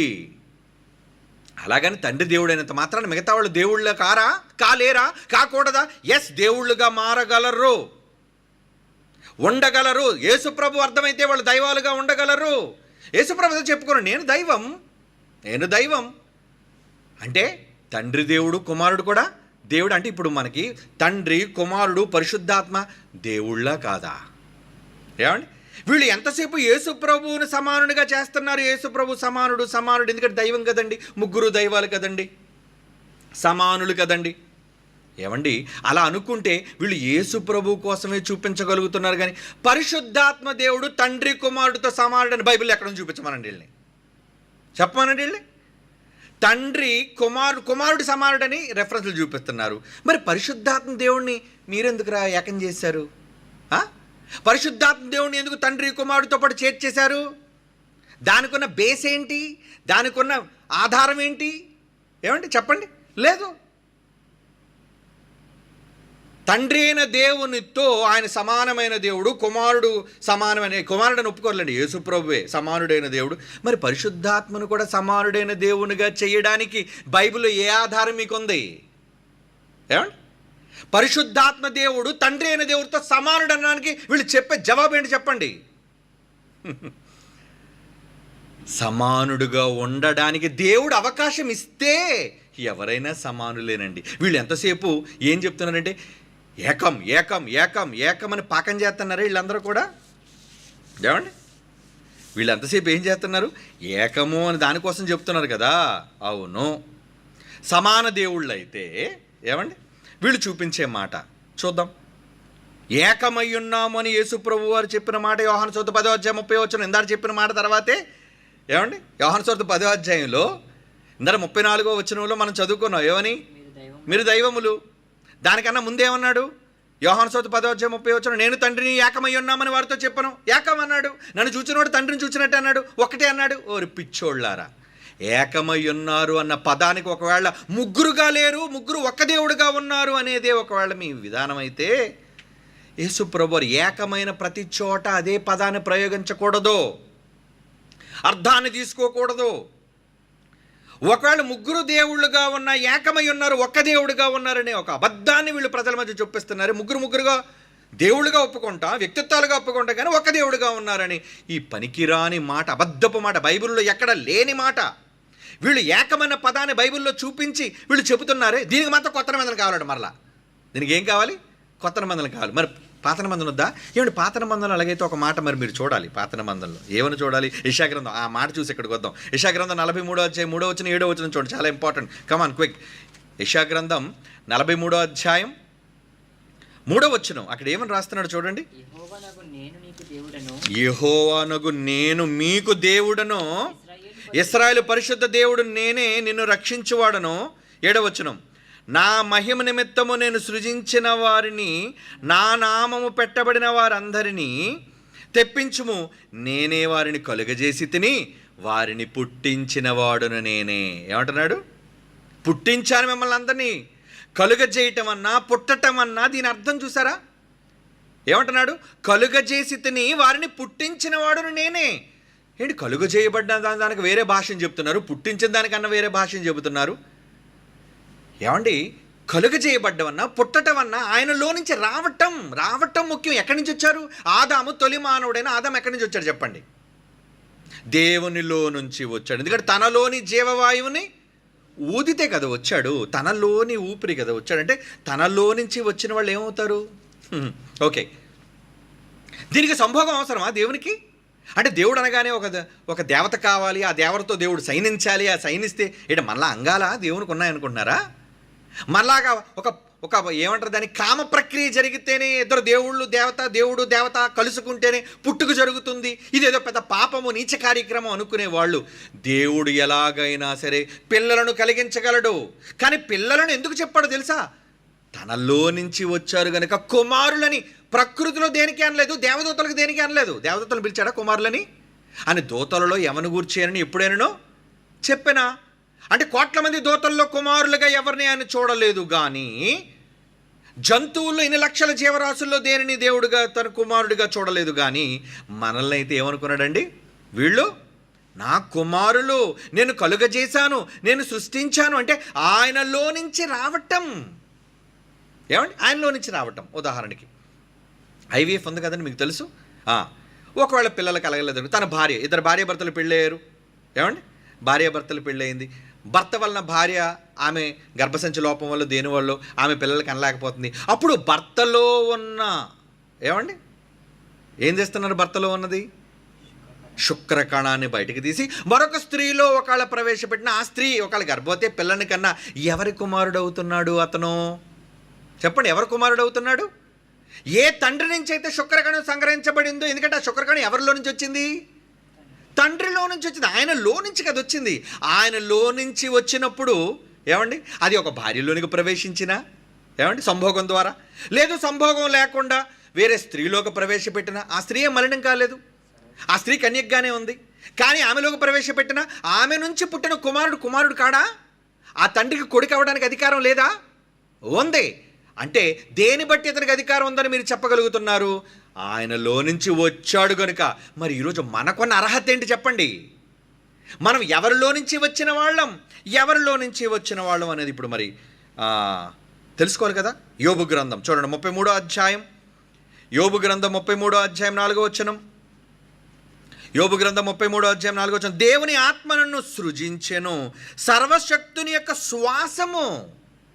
సర్వశక్తుని యొక్క శ్వాసము. శ్వాస అంటే మనశ్వాస అంటే అర్థం అవడానికి దేవుడు ఏదో ఊపిరి పీల్చుకున్నాడు, ముక్కుంది ఊపిరితిత్తులు ఉన్నాయని కాదు అక్కడ అర్థం. శ్వాసం అనగా మనలో నుంచి వచ్చే గాలి, మన ఊపిరి అని అర్థం. కనుక దేవునిలో శ్వాసము, సర్వశక్తుని యొక్క శ్వాసము నాకు జీవం ఇచ్చింది. నేను ఈరోజు జీవం కలిగి ఉన్నానంటే ఎవరిదది? ఆ శ్వాసం ఎవరిదట? నీలోని ఊపిరి ఎవరిదట? నీలోని ఆత్మ ఎవరిదట? అందరికీ తండ్రి అయిన దేవుడు ఒక్కడే.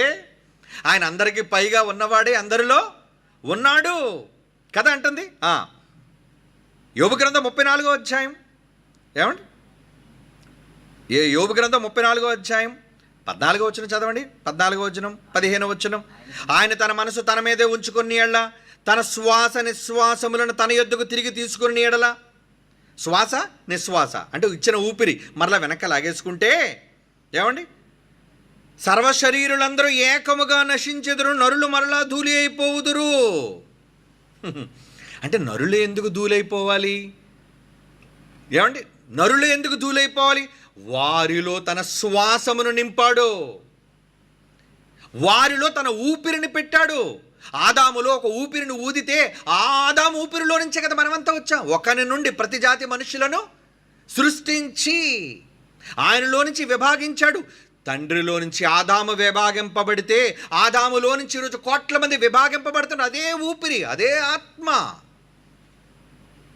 అంటే ఏమంటే ఇప్పుడు ఐవీఎఫ్ ద్వారా సృజించిన వాళ్ళు బాగా వినండి. ఐవీఎఫ్లో ఏంటో తెలుసా అండి, వాళ్ళు టెస్ట్ ట్యూబ్లో దాన్ని ఏం చేస్తారు, ఫలదీకరణం చేస్తారు. మీకు తెలుసు, అండాన్ని శుక్రకణాన్ని కలుపుతారు. అంటే డాక్టర్ అక్కడ కలుగజేశాడు, కలుగజేసింది కాబట్టి కొడుకు కాదా? ఇది ఐవీఎఫ్ డాక్టర్ల సృష్టి కాదా? ఏమండి, ఎస్, ఐవీఎఫ్ అనేది వాళ్ళు చేసిన సృష్టే, కానీ వాళ్ళు సొంతది కాదది. దానికి మూలం ఏంటి? ఎక్కడి నుంచి తీసుకొచ్చారు? గాలిలోంచి ఏమైనా తీసుకొచ్చారా? ఏమండి, వాళ్ళు టెస్ట్ ట్యూబ్లో కలిపేది ఏమండి తండ్రి లేకుండా వాళ్ళు ఎక్కడి నుంచైనా తీసుకొచ్చారా? లేదు, తండ్రిలోంచే తీసుకొచ్చారు. మరి వాళ్ళు సృష్టించినా, ఐవీఎఫ్ ద్వారా టెస్ట్ ట్యూబ్ బేబీని వాళ్ళు సృజించినా, బాగా వినండి, సృజించినా పుట్టినవాడు ఎవరు కూడా కనిపించుకుంటాడు. కనుక వాళ్ళ సృష్టి, వాళ్ళ భాషలో నువ్వు సృష్టి అనే పదాన్ని ప్రయోగించినారే నాన్న. సృష్టి అన్నా, అతనిలో నుంచి బయటకు రావటం అన్నా, నా వాళ్ళు అని దేవుడు చెబుతున్నాడు. నాలో నుంచి వచ్చిన వాళ్ళు కాబట్టి నా కొరకు నేను సృజించుకున్న జనము అన్నాడంటే వాళ్ళు నాలో నుంచి వచ్చిన వాళ్ళయ్యా, నా పిల్లలు. అందుకే వాళ్ళని నా పిల్లలు, నేను వాళ్ళని కన్నాను అని దేవుడు చెప్పాడు. మనుషులందరినీ అంటే ఈరోజు యేసు ప్రభు పరిశుద్ధాత్మ దేవుడు ఎలాగైతే దేవునికి పరలోకమందు కుటుంబంలో పిల్లలుగా ఉన్నారో, భూమి మీద ఆదాము నుంచి మనమందరం కూడా పిల్లలుగా దేవుడు చేశాడు మనందరినీ. అంటే ఆదాముకైనా, పరిశుద్ధాత్మకైనా, యేసుక్రీస్తు వారికైనా తండ్రి ఒక్కడే. అందుకే ఏమని రాయబడింది, ఆయన అనేక సహోదరులలో జ్యేష్ఠుడు. యేసు ప్రభు ఎవరు? అందరూ నా పిల్లలైతే నీ పిల్లలందరూ అనేక సహోదరులు. ఒక పరిశుద్ధాత్మ దేవుడే సహోదరుడు. ఒకళ్ళు పరిశుద్ధాత్మ దేవుడు కొడుకు కాకుండా ఇంకేమైనా సంబంధం ఉందా? చెప్పాలి కదా. ఒకళ్ళు బావ కానీ, బామ్మరిది కానీ, ఏమండి తండ్రి కానీ, ఆయన కూడా ఒకళ్ళు అయితే రిలేషన్. ఏమనన్నాడు ఆయన గురించి? కుమారుడు, నాయన, తండ్రి అని. ఆయన కూడా ఏమని మొరపెడుతున్నాడు? పరిశుద్ధాత్మ దేవుడు మనలోనికి వచ్చి రోమపత్రిక 8వ అధ్యాయంలోనండి ఏమని మొరపెడుతున్నాడు? అటువలే ఆత్మయు, వచనం 26వ వచనం.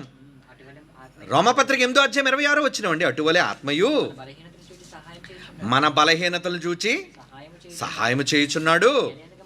ఏలయనగా మనం యుక్తముగా ఎలాగో ప్రార్థన చేయవలనో మనకు తెలియదు కానీ, ఉచ్చరింప సఖ్యము కాని మూలుగులతో ఆత్మ తానే మన పక్షముగా విజ్ఞాపన చేయుచున్నాడు. విజ్ఞాపన చేస్తున్నాడు. ఏమని పిలుస్తున్నాడట? ఆత్మ మన పక్షంగా తండ్రి అయిన దేవుడు ఏమని పిలుస్తున్నాడు?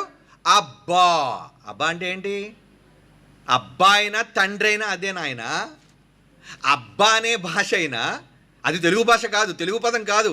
అబ్బా అన్నదన్న తండ్రి అన్న రెండు రాశాడు. ఏమండి? అంటే పరిశుద్ధాత్మ దేవుడు కూడా కుమారుడుగా చూశాడు ఆయన. తండ్రి ఒక్కడే. మరలా చెప్తున్నాను, ఎప్పుడూ కూడా తండ్రిగానే ఉంటాడు. ఎందుకంటే ఆయన సుప్రీం, అందరినీ కలుగజేసిన వాడు. తన గర్భం నుంచి వచ్చిన యేసుప్రభును దైవంగా ఉండమన్నాడు. తన గర్భం నుంచి వచ్చిన పరిశుద్ధాత్మ దేవుని కూడా నువ్వు దైవంవే నాయన.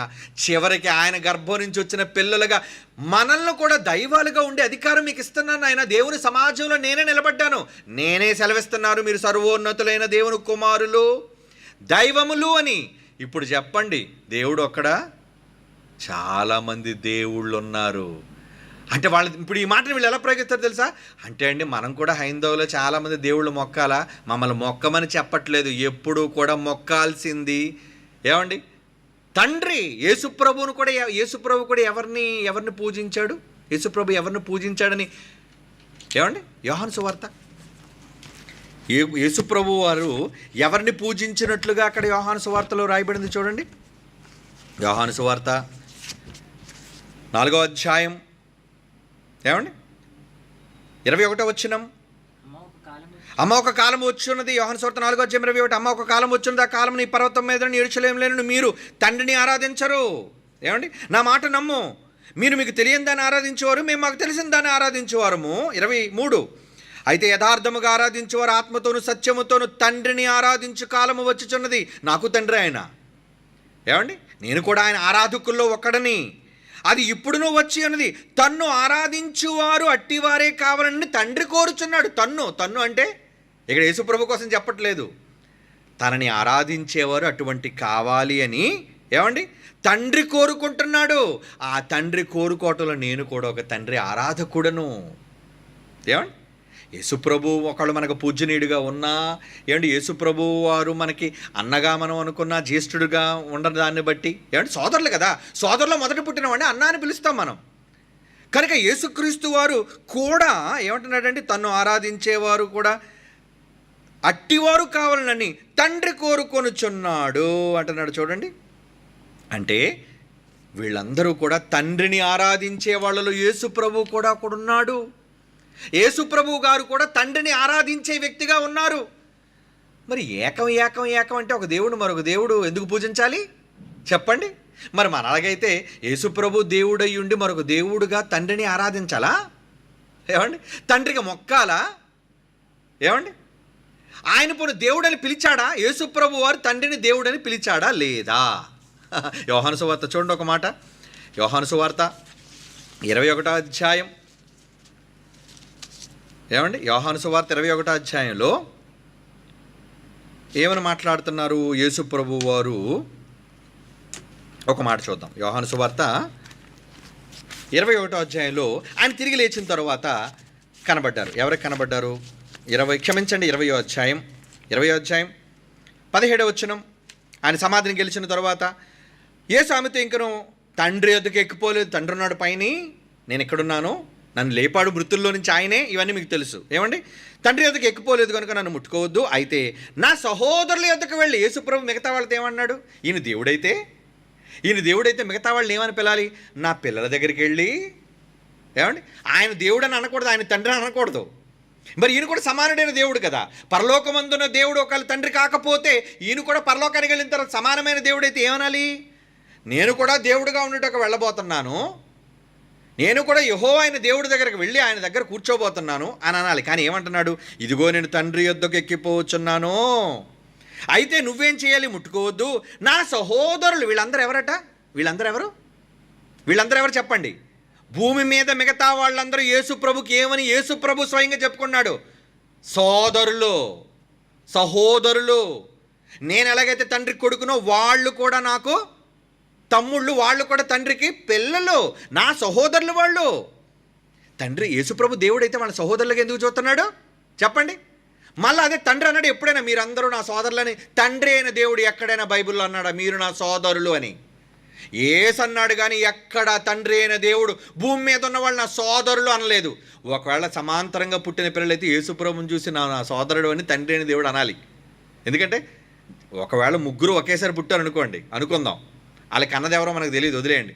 ముగ్గురు ఒకవేళ సమానమైన దేవుళ్ళు అయితే తండ్రి ఎలాగ దేవుడు, యేసుప్రభు వారు కూడా అలాగే దేవుడు, పరిశుద్ధాత్మ దేవుడు కూడా అలాగే దేవుడై ఉండాలి. అప్పుడు వీళ్ళ ముగ్గురు మధ్య ఉన్న బంధం ఏంటి? ఏమవ్వాలి? ముగ్గురు కొడుకులే లేదా ముగ్గురు దేవుళ్ళే, అవునా? మరి అలాంటప్పుడు ఆయన భూమి మీదకి వచ్చిన తర్వాత ఏమన్నాడు? ఆయన్నేమో తండ్రిని పిలుస్తున్నాడు. భూమి మీద ఉన్న మనందరినీ ఏమంటున్నాడు? నా సహోదరుల ఎద్దుకు వెళ్ళి ఏం చెప్పాలో తెలుసా అమ్మ నువ్వు? నా తండ్రి, మీకు కూడా తండ్రి ఆయన, నా తండ్రి మీ తండ్రియు నా దేవుడు అంటారు. చూడండి, అంటే యేసు ప్రభువు కూడా పరలోకమందున్న వ్యక్తి దేవుడా? పరలోకమందున్న తండ్రి యేసుకు కూడా దేవుడా? ఎస్, దేవుడే. యేసు ప్రభువు కూడా నా దేవా నా దేవా నా చెయ్యేందుకు వదిలేసావు అంటే పరలోకమందున్న తండ్రిని యేసువారు ఒక దేవుడయ్యుండి దేవుడని ఎందుకు అంటున్నాడు? తండ్రి అయిన దేవుడు కనుక, కన్నవాడు కనుక. నేను దేవుడినైతే ఆయన నాకు తండ్రి అయ్యా, నా చెయ్యి పట్టుకున్నవాడు, నన్ను సిలువలోంచి లేపినవాడు, నన్ను ఆయనతో పాటు సమానంగా కూర్చోబెట్టుకున్నవాడు. యేసుప్రభుని సమానంగా కూర్చోబెట్టుకున్నాడు. మరి పరిశుద్ధాత్మ దేవుడిని ఎక్కడికి సమానంగా కూర్చోబెట్టుకున్నాడు? ఎక్కడ లేదే. ఏమండి? వీళ్ళు మాత్రం చేస్తారు, ఇక్కడ మాత్రం వీళ్ళు పరిశుద్ధాత్మ దేవుడు సమానంగా చేసి వచ్చాట. ఏమండి? కొడుకంటే తప్ప? ఏమండి? పరిశుద్ధాత్మ దేవుడితో సమానంగా వీళ్ళు చేసినప్పుడు బైబిల్లో ఇన్ని ఆధారాలు మనం చూపించి ఆయన తండ్రి, మనమంతా పిల్లలము అంటున్నప్పుడు ఒక్క వచనం వాళ్ళ దగ్గర లేకుండా తప్పుడు సిద్ధాంతాలని, తప్పుడు విధానాల్లో మాట్లాడుతున్నారు. ఏమండి? మరలా ఇది ఏమంటో తెలుసా? ఏమని తిప్పుతారో తెలుసా? భూమి మీద కదండి, అందుకే తండ్రి అంటున్నాడు ఆయన. ఏమండి కదా? ఈ మాట అదే కదా. తిరిగి లేచిన తర్వాత, సర్వాధికారం పొందిన తర్వాత అంటున్నాడు, మర్చిపోకండి.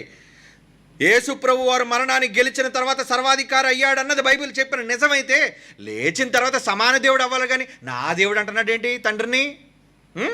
చెప్పండి. భూమి మీద ఉన్న వాళ్ళందరూ చూసి నా సోదరులు అంటున్నాడు ఏంటి? ఏమండి? పోనీ ఇక్కడే అన్నాడా? నా దేవుడు మీ దేవుడు అయిన వాని యొద్దకు ఎక్కిపోవచ్చున్నానని వారితో చెప్పుమా అనేది ఇక్కడ అన్నాడు కదా. ఇంతకీ ఇది భూమి మీద సర్వాధికారం పొందిన తర్వాత మాటే. ఇప్పుడు ముగింపులో జరిగే మాట కూడా ఇప్పుడు మీకు చూపిస్తారు. ఏంటి ముగింపులో? అంటే యేసు ప్రభు వారు సంఘాన్ని తండ్రికి అప్పగించేటప్పుడు ఏమని చెబుతున్నాడో మత్తయి సువార్త 25వ అధ్యాయం తీయండి. ఇప్పుడు మత్తయి సువార్త 25వ అధ్యాయం 31వ వచనం సందర్భం చూడండి. మత్తయి సువార్త 25వ అధ్యాయం 31వ వచనం ఏమంటున్నాడు? తన మహిమతో మనుష్య కుమారుడు ఆయన సమస్త దూతల్లో వచ్చినప్పుడు తన మహిమ గల సింహాసనం మీద ఆసీనుడై ఉండును. అప్పుడు సమస్త జనములు ఆయన ఎదుట పోగు చేయబడుదురు. గొల్లవాడు గొర్రెలు వేరు చేసినట్లు వారిని వేరుపరిచి తన కుడివైపున ఉన్న వారిని చూచి మేకలు పెట్టాడు. 34వ వచనంలో అప్పుడు రాజు తన కుడివైపు ఉన్న వారిని చూచి ఏమంటున్నాడు చూడండి. అప్పుడు అంటే ఇది ఎప్పుడు సందర్భం చెప్పండి? ఇది ముగింపు సందర్భం, ఫైనల్ జడ్జిమెంట్. ఇందాకడ యేసుప్రభు సర్వాధికారి లేచిన తర్వాత మనల్ని సోదరులు అంటున్నాడు, పరలోకమందుని తండ్రి అంటున్నాడు. ఓకే, మరి ఇక్కడ ఏమంటున్నాడు? మత్తయి సువార్త 25వ వచనం. యేసుప్రభు మాటలు ఒప్పుకోరా? ఒప్పుకోకపోతే పోతారు. ఒప్పుకోవాలి. వీళ్ళు చెప్పిన తప్పుడు మాటలకి ఏ బేస్ లేకపోయినా వీళ్ళు తప్పుడు సిద్ధాంతాన్ని అందరూ అంగీకరించాలట. కానీ బైబిల్లో ఎన్ని వచనాలు, అర్థాలు, భావాలు, ఏమండి అక్షరాలు, జ్ఞానం ఎంత చెబుతున్నాయి, మూర్ఖులుగా పట్టడం లేదు. ఏమని అంటున్నాడు చూడండి ఇక్కడ. ఏమంటున్నాడు? 34వ వచనం. అప్పుడు రాజు అంటే ప్రభు. రాజు అంటే ఎవరు? తండ్రి అయిన దేవుడు కాదు. ఈయన ఎవరండి? కింగ్, రాజు, మనందరికీ రాజు, అన్నయ్య రాజు, ప్రభు. అప్పుడు రాజు తన కుడివైపు ఉన్నవారిని చూచి నా చేత ఆశీర్వదింపబడిన వారులారా అంటలేదు. ఏమంటున్నాడు? నా తండ్రి చేత ఆశీర్వదింపబడిన వారులారా అంటున్నాడు. ఏంటి? లేచిన తర్వాత కూడా ఈయనకి తండ్రి ఉన్నాడా? వినాలి. లేచిన తరువాత కూడా యేసు ప్రభువుకి తండ్రి ఉన్నాడా? సమానుడైన దేవుడని చెప్పి కళ్ళబొల్లి మాటలు చెప్పి మోసగిస్తున్నారే. పరిశుద్ధాత్మను మోసగిస్తున్నారు, యేసు ప్రభు చెప్పిన మాటలను మోసగిస్తున్నారు. అంటే వీళ్ళు తండ్రి కుమారుల బంధాన్ని ఒప్పుకోరిల్లో. మనము పిల్లలు కాదు. ఏమండి? దేవుడికి యేసు ప్రభు కొడుకు కాదు.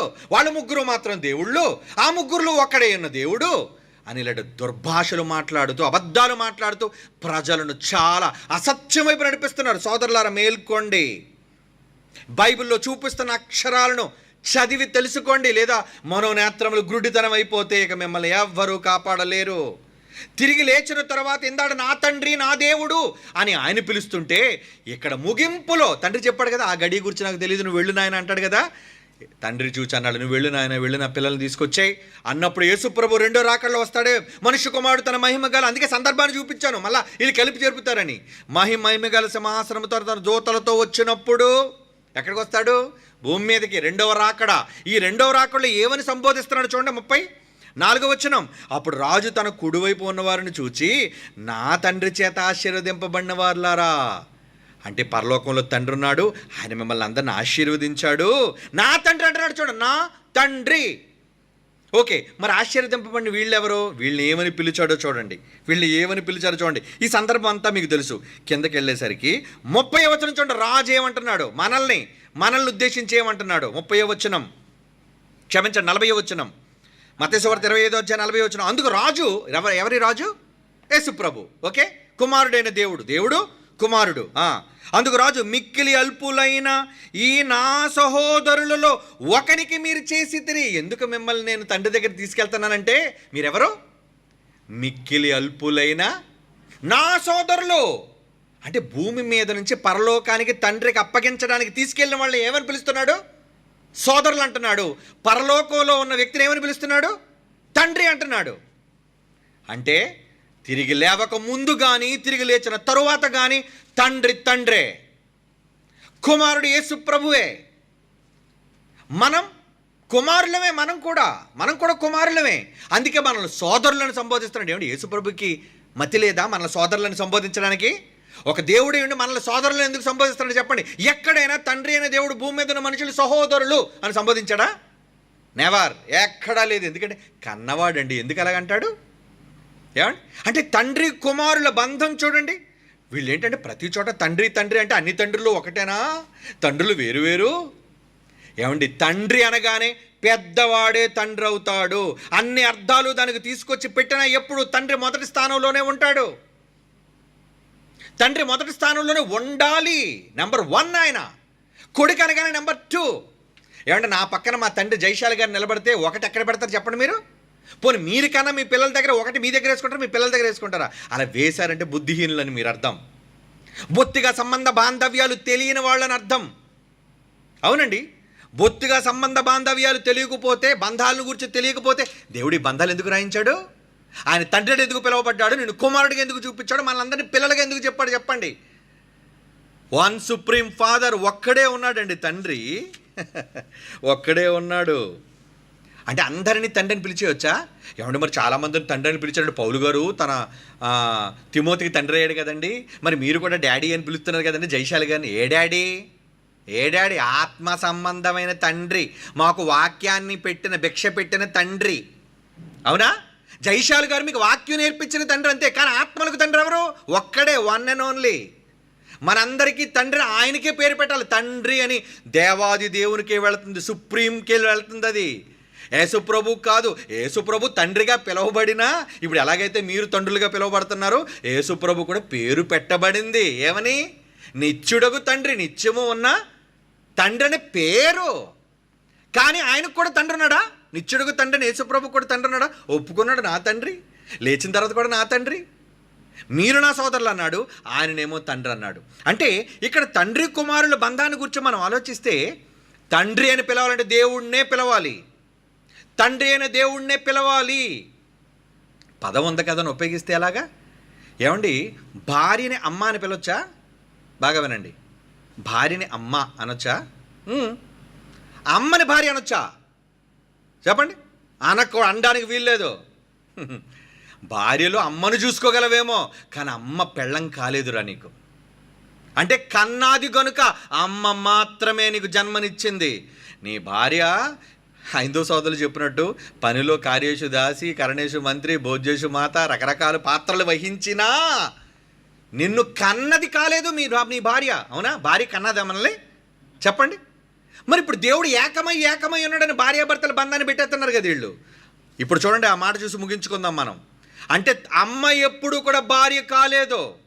అమ్మ అన్నామంటే మరి భార్యని కూడా అమ్మ అని పిలిచావు కదండి. అవును, నేను కూడా నా భార్యని అమ్మ అంటాను. నేను అమ్మ అంటే నన్ను కన్నదనా? నన్ను కన్నదేస్తే రాణి.